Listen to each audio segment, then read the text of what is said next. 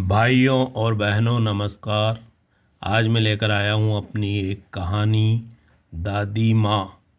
बुजुर्ग हमारे घर की नींव की ईंटें होते हैं, हमारे रिश्तों की जड़ें होते हैं। अगर हम उन्हें अपमानित व प्रताड़ित करके घर से निकाल देते हैं तो न ही हमारे घर बच सकते हैं और न ही हमारे रिश्ते। एक भावपूर्ण रचना। रात के ठीक 10:30 बजे उसने बांद्रा टर्मिनल के प्लेटफॉर्म पर प्रवेश किया। हाथ में लटके हुए बैग को कंधे पर टांग कर वह प्लेटफॉर्म नंबर 2 पर खड़ी गाड़ी की ओर दौड़ पड़ा। कोच नंबर S4 तक पहुंचते पहुंचते उसका दम भर गया। हाँफते हुए वह अपनी बर्थ पर आकर बैठा। कंधों पर टंगे भारी बैग को उतारकर उसने सीट के नीचे सरकाया और खिड़की का शीशा उठाकर लंबी सांसें खींचने लगा। उसे संयत होने में कई सेकंड लग गए। मन ही मन उसने ईश्वर को धन्यवाद दिया। अगर बस थोड़ी और लेट हो जाती तो उसकी ट्रेन छूट जाती, यह सोचकर ही वह कांप उठा। लेकिन वह ट्रेन में बैठा है और कुछ ही क्षणों में ट्रेन चलने वाली है। सुबह होते होते वह घर पहुंच जाएगा। दूसरे ही क्षण मन प्रसन्नता से भर गया। उसने बैग में से वाटर बोतल निकाली, 2 घूंट पानी हलक में उड़ेला और खिड़की के बाहर भीड़ बड़े प्लेटफॉर्म पर देखने लगा। सहसा दूर पिलर के सहारे बैठी एक भटेहाल बुढ़िया को देखकर वह चौंक पड़ा। दूसरे ही क्षण एक शब्द उसके अंतःमन में कौंध गया, दादी माँ। अपलक वह उसे देखने लगा। दुर्बल काया, मैले कुचेले कपड़े, बगल में पड़ी गठरी, झुर्रियों से भरा चेहरा और छोटी छोटी आंखें। बुढ़िया की मासूम सूरत को देखते ही वह भाव विह्वल हो उठा। बैग में से बिस्कुट का पैकेट निकालकर वह गेट की तरफ दौड़ा। तभी ट्रेन चल पड़ी। द्वार पर खड़ा वह एकटक बुढ़िया को देखता रहा। धीरे धीरे वह नज़रों से ओझल हो गई। हताश होकर वह अपनी सीट पर लौट आया। जब कभी वह किसी लाचार व गरीब बुढ़िया को देखता है उसके मन में स्नेह उमड़ पड़ता है।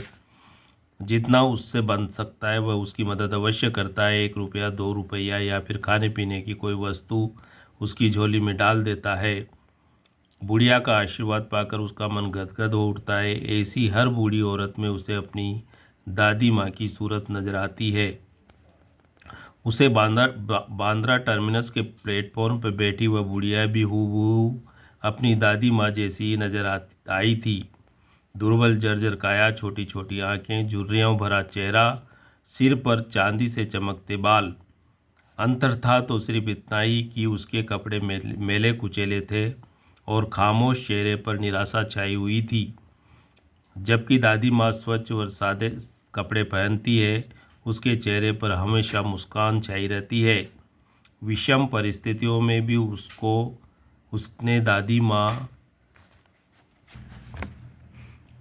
को कभी निराशा में डूबे हुए नहीं देखा है। उस बुढ़िया को वह बिस्कुट या का पैकेट देकर आना चाहता था, लेकिन ट्रेन चल पड़ी थी। प्लेटफॉर्म से बाहर निकलते ही ट्रेन ने गति पकड़ ली थी। महानगर की ऊंची ऊंची इमारतें धीरे धीरे पीछे सरकने लगी थी। इस बार वह 3 महीने बाद घर जा रहा था। इतने लंबे समय तक वह कभी नहीं रुका था।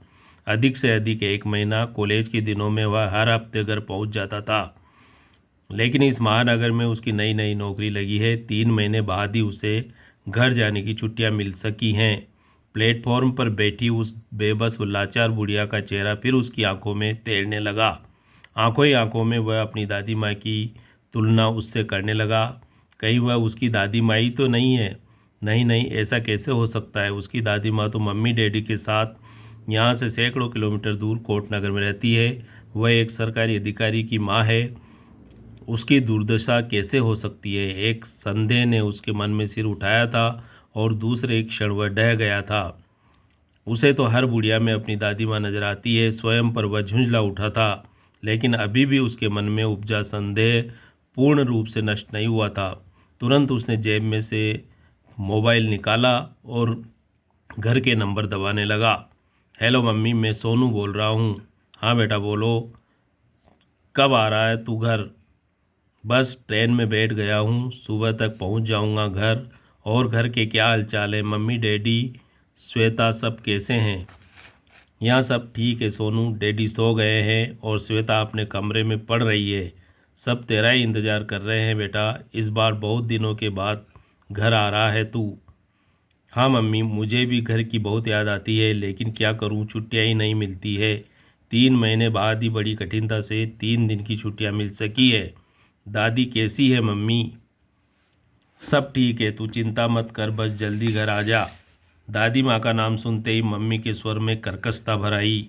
फ़ोन कट गया। मम्मी दादी माँ से इतनी घृणा क्यों करती है, ये बात उसकी समझ में आज तक नहीं आई है। एक कमज़ोर व लाचार बुढ़िया ने मम्मी का क्या बिगाड़ा है कि वह उसे फूटी आंखों नहीं देखना चाहती है। उसके डैडी एक उच्च सरकारी अधिकारी है, सिविल लाइंस में उन्हें बहुत बड़ा सरकारी बंगला मिला हुआ है। 4-5 कमरे हैं, विशाल ड्राइंग रूम है, बहुत बड़ा किचन है, 2-2 लेटरिन बाथरूम है, देसी व विदेशी। सामने बड़ी बालकनी है। पूरा घर आधुनिक सुख सुविधाओं से, संसाधनों से सुसज्जित है। लेकिन इस विशाल घर में दादी माँ के लिए थोड़ी सी भी जगह नहीं है। वह बंगले के पीछे एक कोने में बने सर्वेंट क्वार्टर में अकेली रहती है। जब से उसने होश संभाला है, दादी माँ को अकेली ही रहते हुए देखा है। हर महीने घर में थोक भाव से किराने का सामान आता है, किसी वस्तु की कमी नहीं होती, लेकिन दादी माँ को बड़ी कठिनता से आटा दाल हासिल हो पाता है। मम्मी बड़ी ही कंजूसी से दादी माँ को सामान देती है। बातों ही बातों में वो उसे 10 गालियाँ दे देती है। दादी माँ मम्मी से बहुत डरती है। डरते डरते ही वह मम्मी से कोई सामान मांगती है और जितना मिलता है उसी में संतोष कर लेती है। नौकर के लिए बने कोठरी में वह अकेली रहती है और अकेली खाती है। उसने कितने ही बार दादी माँ को बिना दूध की काली चाय पीते हुए देखा है, पानी में आटा घोल कर उबालते हुए देखा है। डैडी भी कभी अपनी बूढ़ी माँ की खबर नहीं लेते हैं। ये देखकर उसे बहुत दुख होता है। बचपन से ही उसे दादी माँ से अत्यधिक स्नेह रहा है। बूढ़ी दादी माँ का वात्सल्य व ममता सदैव उसे आकृष्ट करती रहती थी। स्कूल से लौटने के बाद जब भी उसे मौका मिलता वह दौड़कर दादी माँ के पास चला जाता था। दादी माँ स्नेह से उसके सिर पर हाथ रखती थी, वह उसे गोद में सुला लेती थी और रामायण व महाभारत की कहानियाँ सुनाती थी। दादी माँ के हाथ की बनी हुई रूखी सूखी खाने में जो आनंद मिलता था, उतना मम्मी के हाथ के बने पकवानों में भी नहीं मिलता था। उसकी आंखों में देखकर दादी माँ अक्सर कह उठती थी, सोनू खूब मन लगाकर पढ़ना बेटा, तेरा डैडी भी पढ़ने में बहुत तेज था। गरीबी की हालत में पड़ा था बेचारा, भर पेट खाना भी नहीं मिलता था उन दिनों। गांव में तेरे दादाजी लकड़ी का काम करते थे, दिन भर कुल्हाड़ी बिसुला चलाते थे, तब जाकर रोटी का इंतजाम होता था। गरीबी की हालत में अच्छा खाने पीने को नहीं मिलता था, इसलिए समय से पहले ही हमें छोड़कर चले गए। आज वो जिंदा होते तो अपने बेटे की सफलता पर अवश्य खुश होते। मम्मी के मन में दादी माँ के प्रति असीम घृणा भरी हुई थी। दादी माँ को वह छोटी छोटी चीज़ें भी नहीं देना चाहती थी।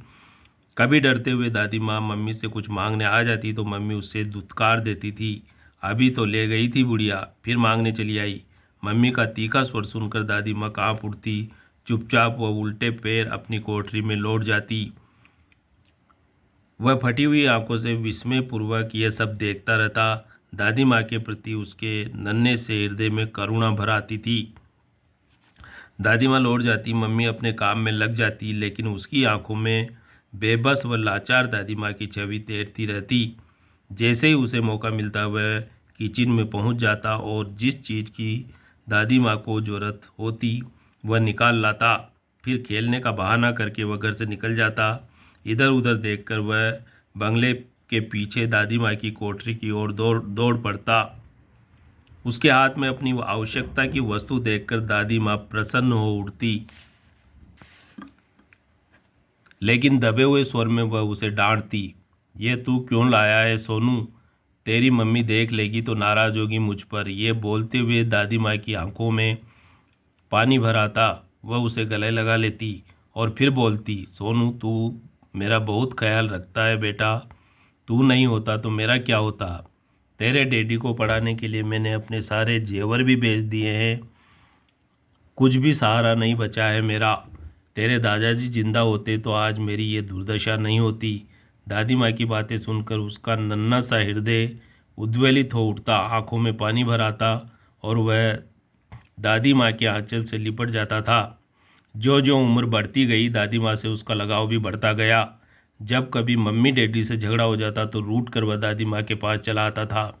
उसके सिर पर स्नेहपूर्वक हाथ रखकर दादी माँ उसे समझाती। मम्मी उससे घृणा करती और डैडी कभी उसकी सुध नहीं लेते, लेकिन दादी माँ कभी भी उनके लिए बुरा नहीं बोलती। रूखा सूखा जैसा वह बनाती पहले उसे खिलाती और फिर उसे समझाती।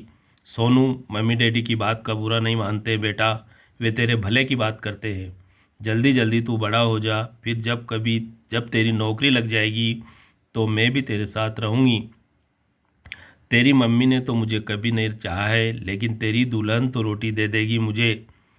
दादी माँ के मुंह से अपनी दुल्हन का नाम सुनते ही वह शर्मा जाता, लेकिन वह बोल पड़ता, हाँ दादी माँ, मेरी नौकरी लगते ही मैं तुझे अपने साथ ले जाऊँगा, फिर तुझे किसी चीज़ की कमी महसूस नहीं होने दूंगा।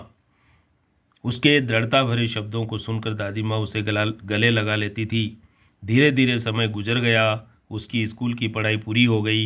इंजीनियरिंग पढ़ने के लिए उससे दूसरे शहर में जाना पड़ा। भारी मन से उसने घर छोड़ा था। हमेशा उसे दादी माँ की चिंता लगी रहती थी। शायद यही एक बड़ा कारण था कि वह हफ्ते 2 हफ्ते में जब भी मौका मिलता घर पहुँच जाता था।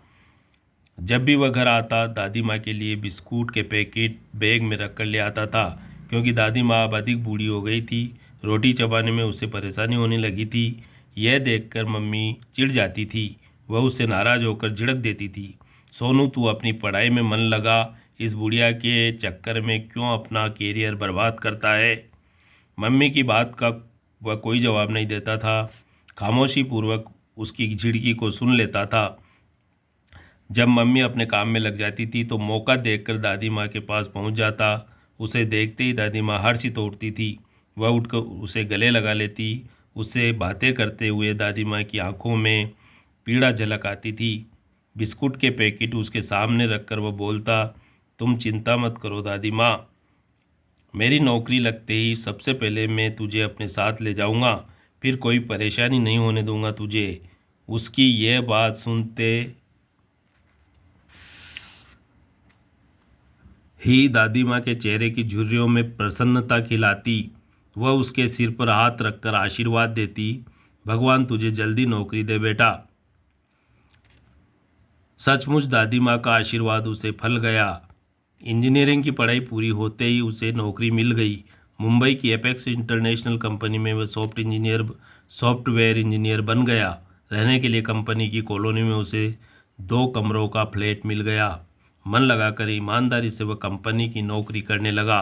दिन भर ड्यूटी का समय तो आसानी से कट जाता था, लेकिन शाम को जब घर में कदम रखता तो कंक्रीट की दीवारें उसे काटने को दौड़ती। घर की यादें उसे सताने लगती, खासकर दादी माँ की उसे अधिक याद आती। वह अब बहुत बूढ़ी और दुर्बल हो गई है, आंखों से भी कम दिखाई देता है और लकड़ी के सहारे झुक कर चलती है। जीवन भर दादी माँ को ठीक से खाना पीना व ओढ़ना पहनना भी नसीब नहीं हुआ है। मम्मी उससे सख्त घृणा करती है और डैडी भी उसके प्रति उदासीन रहते हैं। अब उसे भी दादी माँ की सेवा करनी है। मन ही मन वह निश्चय कर चुका था कि जैसे ही उसे छुट्टियाँ मिलेगी वह घर जाकर दादी माँ को साथ ले आएगा। उसके मन में उठ रहे विचारों के समान ही ट्रेन भी तेज गति से पटरियों पर दौड़ने लगी थी। सुबह होते ही ट्रेन कोटनगर के स्टेशन पर आकर ठहरी। उसने अपना बैग उठाया और फुर्ती से नीचे उतर आया। प्लेटफॉर्म से बाहर निकलकर वह प्रसन्न हो गया। एक ऑटो रिक्शा किराए पर लेकर वह घर की ओर चल पड़ा। आधे घंटे में ही वह सिविल लाइंस में स्थित अपने घर के सामने आ पहुंचा। ऑटो रिक्शा का किराया चुकाकर उसने अपना बैग कंधे पर टांगा और गेट खोलकर घर में प्रवेश किया। द्वार खोलते ही मम्मी ने हंसकर उसका स्वागत किया। उसे देखकर ड्राइंग हॉल में बैठे हुए डैडी खुश हो गए। खड़े होकर उन्होंने उसे गले लगा लिया। अपने कमरे से निकलकर श्वेता भी उससे आकर लिपट गई। बैग को कंधे से उतारकर उसने मम्मी डैडी के चरण स्पर्श किए। तभी श्वेता बोल पड़ी, सोनू भैया, मेरी गिफ्ट कहाँ है? पहली पे के पैसों से आपने मुझे एक मोबाइल खरीद कर देने का वादा किया था। छोटी बहन श्वेता की बात सुनकर सब हंस पड़े। उसने टेबल पर रखे हुए अपने बैग को खोला और अंदर से 3 पैकेट निकाले। फिर एक एक पैकेट सबको देते हुए वह बोला, डैडी ये आपके लिए शॉल है, मम्मी ये आपके लिए साड़ी है, और श्वेता ये रहा तुम्हारा मोबाइल। मम्मी और डैडी सब अपने अपने पैकेट पकड़कर खुश हो गए। हंसते हुए डैडी बोले, श्वेता बेटी, सोनू भैया इतने दिनों बाद घर आया है, तू तो चाय पानी की भी नहीं पूछ रही है उसे। ओह सॉरी डैडी, मैं अभी चाय बना कर लाती हूँ। श्वेता किचन में दौड़ गई। हंसते हुए मम्मी डैडी ने उससे सोफे पर अपने बीच में बैठाया और बातें करने लगे। चाय पानी से निपटकर डैडी बाथरूम में चले गए। खाली कपों की ट्रे उठाकर मम्मी किचन में चली गई। थोड़ी देर बाद ही श्वेता भी अपने कमरे में चली गई तो ड्राइंग हॉल में वह अकेला रह गया। वह उठा और अपने बैग में से 2 पैकेट निकाले। एक पैकेट में बिस्कुट थे और दूसरे पैकेट में वह दादी माँ के लिए शॉल लाया था। बेचारी ठंड में कांपती रहती है। दोनों पैकेट को हाथों में उठाकर वह दबे पांव घर से बाहर निकल गया। दादी माँ की कोठरी के दरवाजे पर ताला लटका हुआ देखकर वह विस्मित रह गया। दादी माँ कहाँ चली गई? एक प्रश्न उसके जेहन में कौंध गया। वह उल्टे पैर घर लौट आया। ऊंचे स्वर में उसने मम्मी को पुकारा, मम्मी, दादी माँ कहाँ गई? उसका यह प्रश्न सुनकर मम्मी चौंक पड़ी। वह कुछ नहीं बोली। तभी गले में टाई लटकाते हुए डैडी आ गए। फिर वही प्रश्न उसने डैडी से पूछा, डैडी, दादी माँ कहाँ गई? उसका प्रश्न सुनकर डैडी के चेहरे पर भी खामोशी छा गई। इस बार वह जोर से चीखा, आप लोग कुछ बोलते क्यों नहीं? दादी माँ कहाँ गई है? उसकी चीख पुकार सुनकर श्वेता अपने कमरे में से निकलकर बाहर आ गई। सबको खामोश देखकर वह बोली, भैया, कुछ दिनों पहले दादी माँ हमारा घर छोड़कर पता नहीं कहाँ चली गई है। हमने उसकी बहुत तलाश की है लेकिन वह कहीं नहीं मिली। श्वेता के शब्दों को सुनते ही वह वस्तु स्थिति को समझ गया। सहसा बांद्रा टर्मिनल के प्लेटफॉर्म पर बैठी उस बेबस व लाचार बुढ़िया का चेहरा उसकी आंखों में उतर आया। दूसरे क्षण वह फिर चीख पड़ा, दादी माँ गई नहीं है, आप लोगों ने निकाल दिया है उसे घर से। अपमान के घूंट पी पी कर जी रही थी वह यहाँ। आप लोगों ने दादी माँ को कभी घर के बड़े सदस्य का मान सम्मान नहीं दिया।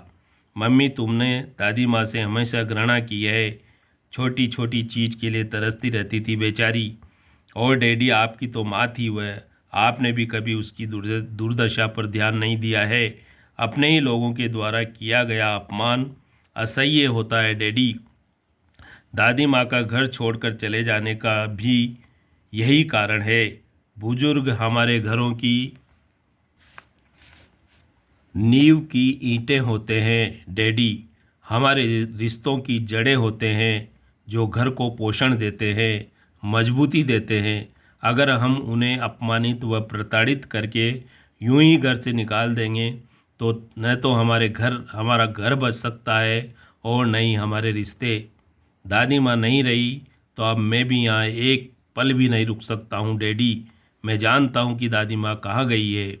आप लोगों ने उसे अपने घर से निकाल दिया है लेकिन मैं उसे अपने घर में स्थान अवश्य दूंगा। उसके कठोर शब्दों को सुनकर सब स्तब्ध रह गए। मम्मी डैडी को जैसे सांप सूंघ गया। वे एक शब्द भी नहीं बोले। उसने टेबल पर रखा हुआ अपना बैग उठाया और तेज कदमों से घर से बाहर निकल गया। रात को ठीक 10 बजे वह बांद्रा टर्मिनल पर पहुंच गया। ट्रेन से निकलकर वह प्लेटफॉर्म नंबर 2 की ओर दौड़ पड़ा। सीधा वह बुक स्टॉल के नज़दीक वाले पिलर के पास पहुंचा। लेकिन कल रात जिस बुढ़िया को उसने वहां बैठे देखा था वह कहीं नजर नहीं आई। अब बैग कंधे पर टांग कर वह तेज कदमों से इधर उधर चलने लगा। उसकी नज़रें कोने कोने में दादी माँ को तलाशने लगी। पूरा 1 घंटा गुजर गया। सारे प्लेटफॉर्म को उसने छान मारा लेकिन दादी माँ उसे कहीं नजर नहीं आई। थक कर वह चूर चूर हो गया। आखिर हताश होकर वह उसी पिलर के नज़दीक लगी एक बेंच पर आ बैठा। दादी माँ नहीं मिली तो उसका मन भर आया। उसकी पीड़ा को महसूस कर उसकी आंखों में पानी भरने लगा। आंखें मूंद कर वह सुस्ताने लगा। 1 रुपया दे दे बेटा, दिन भर की भूखी हूँ। सहसा किसी की पुकार सुनकर उसकी आंखें खुली और सामने भिखारी के रूप में खड़ी दादी माँ को देखकर वह चौंक पड़ा। अचानक उसकी आंखों से अश्रुधाराएं फूट पड़ी। बड़ी कठिनता से एक शब्द गले से बाहर निकला, दादी माँ।